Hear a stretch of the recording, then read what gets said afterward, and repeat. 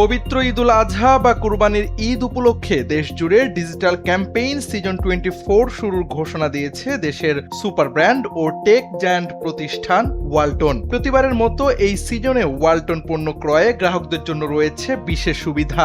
এই ঈদে Walton fridge, AC, washing machine বা বিএলডিসি ফ্যান ক্রয়ে আবারও রয়েছে মিলিয়নিয়ার হওয়ার সুবর্ণ সুযোগ। এর আগে ডিজিটাল ক্যাম্পেইনের পূর্বের কয়েকটি সিজনেও দেশজুড়ে ওয়ালটন পণ্য কিনে মিলিয়নিয়ার হয়েছিলেন 44 জন ক্রেতা।